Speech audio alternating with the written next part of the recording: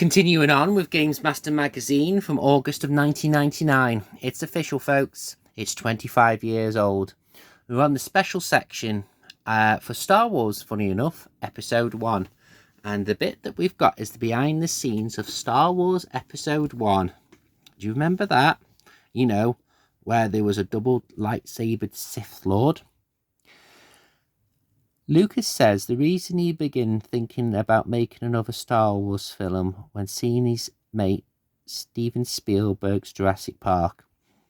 The computer-generated dinosaurs produced by Lucas's company, Industrial Light and Magic, inadvertently showed what was possible, and his fantastic ideas for Episode 1 could be released.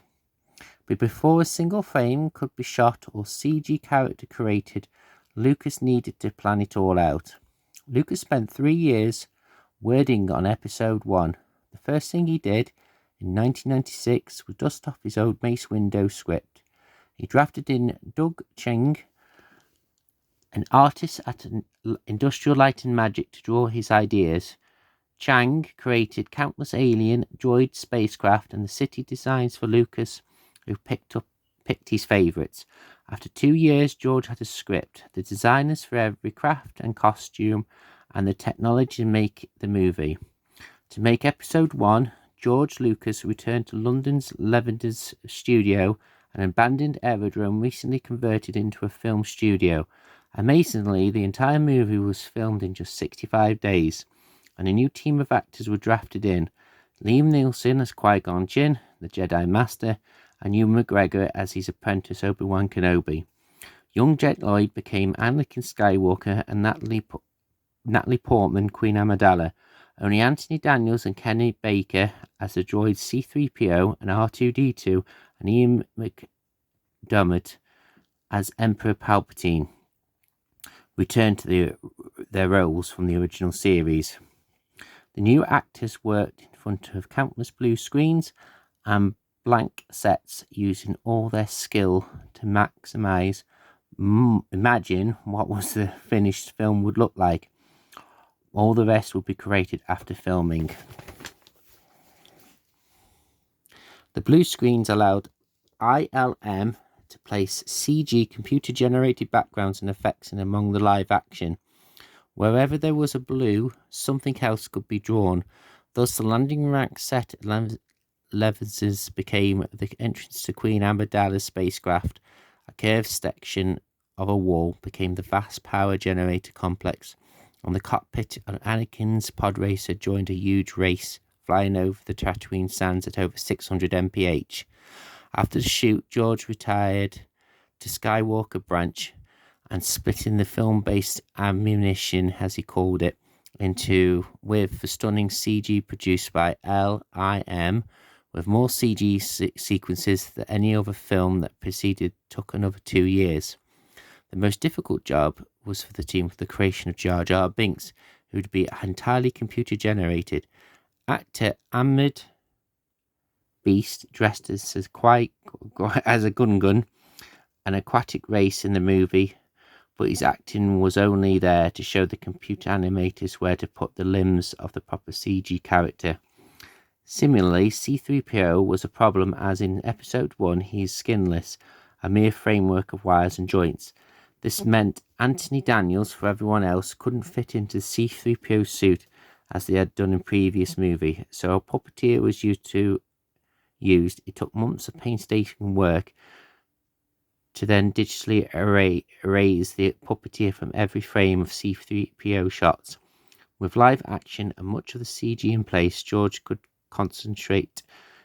construct his story, even shooting some new scenes almost a year after the main studio work, and CG generated others from the scratch. Go see it now.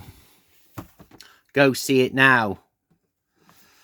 Episode 1. Right.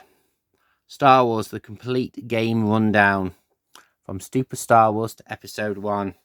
This is going to be interesting because I actually have played some of these games. I can just about get it in shot. Super Star Wars SNES. Capturing much of the atmosphere of the first movie, this 16-bit game features platform levels, mostly but throws in a 3D landscape, a driving section, and a full-on assault of the Death Star trench too. Cool.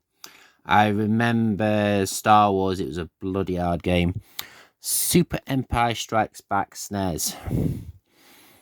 More the same, only this time playthrough of the ends of Empire Strikes Back. Jolly good, but little too similar. The first game to inspire much excitement. X-Wing PC. The classic, while looking pretty crummy in comparison into the accelerated likes of today's PC games, the Star Wars flight sim was a major hit, featuring a wealth of missions that did just anything, blasting hell out of everything. It's landmark in action strategy games. X-Wing, an inimitable sequel featuring a new clutch of missions and a new range of less exciting spacecraft. X-Wing Imperial Assault PC. Mission pack for the X-Wings. X-Wing Tour of Duty. Another mission pack for X-Wing. Rebel Assault. Using the brand new CD-ROM format, this ended up being little more than some rendered CG footage with some crummy graphics overlaid on top. Nice looking, but awful to play. Star Wars the arcade game. And 10 years late version of the classic Death Star Assault arcade games for the Sega pitfalled and failed Mega Drive add-on on the 32X. Not good. Star Wars Chess PC. A twist on the previously successful Battle Chess theme, which featured animated little knights and pawns, etc., actually killing each other as they move around the board. The idea was to create something like the bizarre board game R2 and Chewie play on the Millennium Falcon in Star Wars. Fair enough. Super Return of the Jedi, the third, final, and the best of the 16-bit SNES hits. I think that was the one I played, actually, if I recall correctly. And my goodness, that it was nightmares.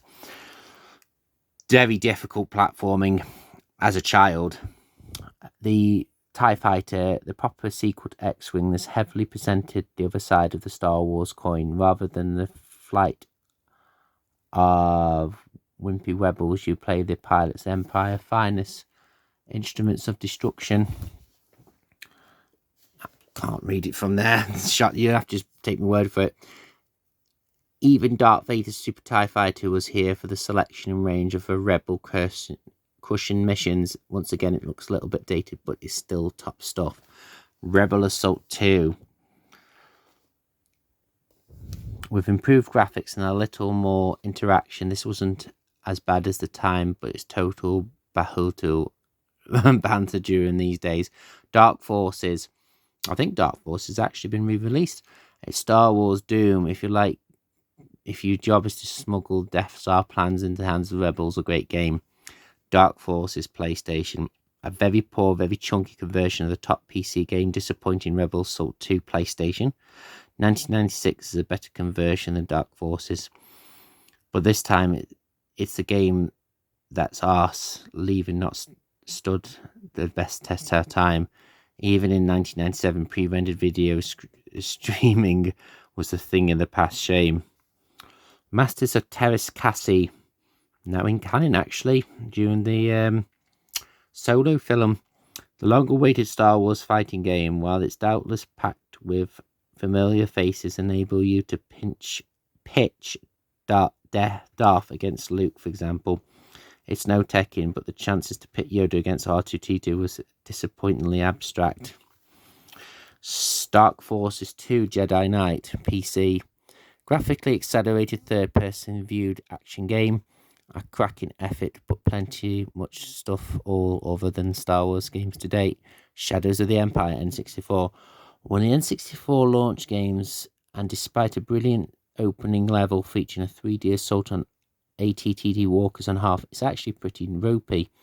The 3D shooting levels and the awful gang racing section are frankly plantital, pretty average. Like I said, I think I need an eye exam.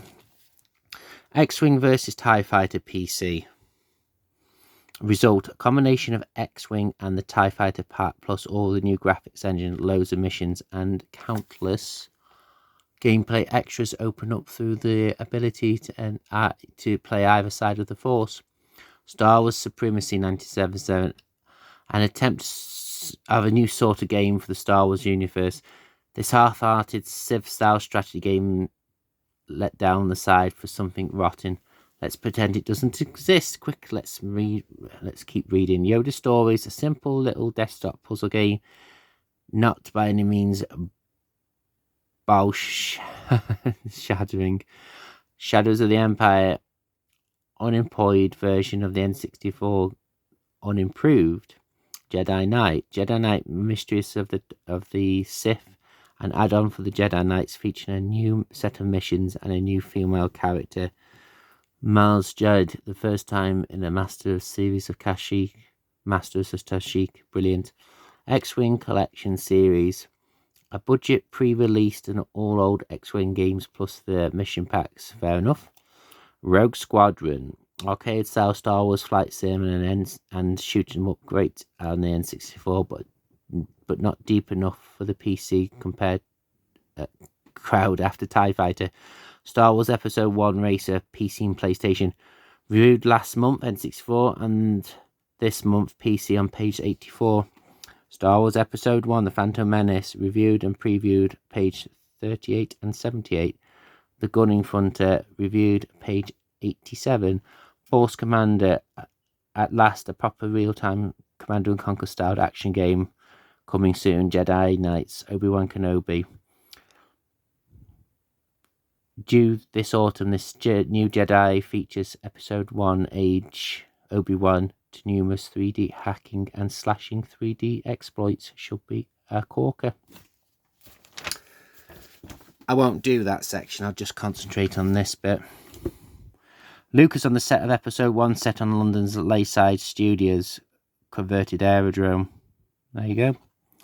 Lucas checks all the photos of the Castile pilots with production crew. Filming a Tuscan Raider for the firing from a high bluff into the desert.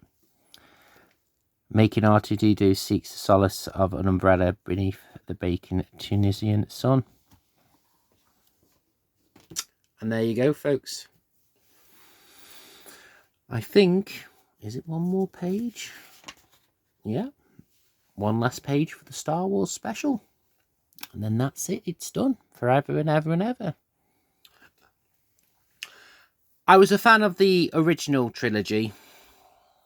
I've always been a Star Trek fan more than a Star Wars. I mean, I watch them, but I've always been Star Trek. The prequel trilogy, Episode 1, not a big fan of. Episode 2, it's okay. Episode 3, The Revenge of the Sith, which actually was going to be the revenge of the Jedi for the Return of the Jedi, funny enough. I don't know where I picked that one up from. I've heard it from somewhere. That was okay-ish, but you pretty much knew what the film was going to be about. And obviously, the recent trilogy, I liked The Force Awakens. I did actually, funny enough, enjoy it so much. I still watch the previews and the trailers for it even today, 2024. However, the last Jedi, I've only ever watched it once, and that's very unusual for me to, one, watch a film once, and B, to watch a Star Wars film no more than once. As in, I was not a fan of it at all. I thought it was very, very boring. And obviously the Return of Skywalker, which, to be fair, was better than The Last Jedi, but it wasn't as good as The Force Awakens. That's my opinion. We've got one more page of that, but I'm going to shoot off. Thank you very much for watching. See you in the next one.